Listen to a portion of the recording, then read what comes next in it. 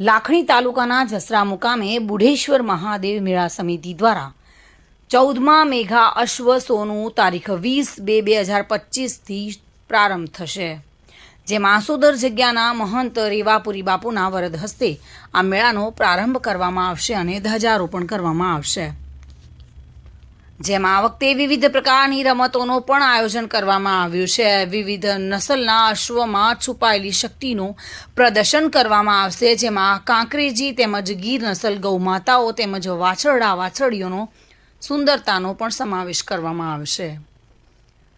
આ વખતે વિવિધ પ્રકારની રમતોમાં કબડ્ડી, વોલીબોલ, તલવારબાજી, લકડી ખેલ તેમજ મારવાડી ઘેર નૃત્ય તેમજ વિવિધ પ્રકારની રમતોનું આયોજન કરાયું છે. આ મહાશિવરાત્રિના તહેવાર પર અશ્વ મેળો યોજાવા જઈ રહ્યો છે. જો કે આ મેળો રાષ્ટ્રીય કક્ષાએ યોજાનાર હોય, સમગ્ર દેશમાંથી વિવિધ પ્રકારના અશ્વો આવનારા છે તેમજ વિવિધ પ્રકારની સ્પર્ધાઓ યોજાઈ રહી છે, જેમાં આ મેળો સતત 7 દિવસ સુધી ચાલુ રહેશે.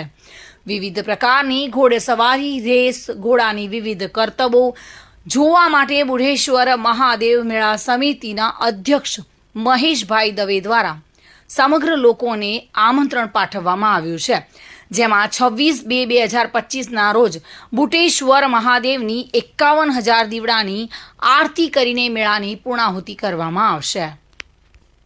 ઇન્ડિયાનો સૌથી મોટો અશ્વ શો એટલે જસરાનો 14મો મેગા અશ્વ શો જસરા મહોત્સવ અંતર્ગત જે આવતીકાલે બુઢેશ્વર મહાદેવ મેળા સમિતિ આયોજિત પ્રારંભ થવા જઈ રહ્યો છે. 20/2/2025થી 26/2/2025 મહાશિવરાત્રિ સુધી ચાલનાર છે, જેમાં મારવાડી નસલના અશ્વની કરોડો રૂપિયાના જે અશ્વો હોય છે, જેની પ્રતિયોગિતા સિંધી અને કાઠિયાવાડી નસલની હરીફાઈઓ, રહેવાલ, પાટી, માદરી રહેવાલ સહિત એન્ડ્યુરન્સ, નાચ આ પ્રકારની હરીફાઈઓ થશે. કવિ સંમેલન, તલવારબાજી સહિતના સાંસ્કૃતિક કાર્યક્રમો પણ યોજાનાર છે, જેમાં ગુજરાતના ગૃહમંત્રીશ્રી પણ પધારવાના છે અને આપણા અધ્યક્ષ માનનીય શંકરભાઈ ચૌધરી પણ પધારવાના છે. એના સિવાય અનેકો મહાનુભાવ અહીંયા પધારશે અને એનો લાભ લેશે. આવતીકાલથી રેવાપુરીજી મહારાજના હાથે ધ્વજારોહણ કરી અને 7 દિવસનો આ કાર્યક્રમ યોજાનાર છે. એની તડામાર તૈયારીઓ પૂર્ણ થઈ ગઈ છે, પૂર્ણતાના આરે છે.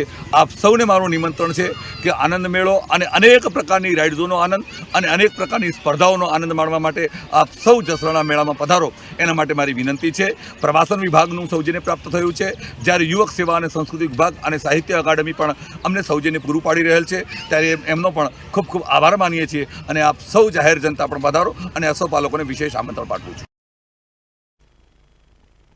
મહેન્દ્ર ઓઝા સાથે bureau report, today Gujarati news.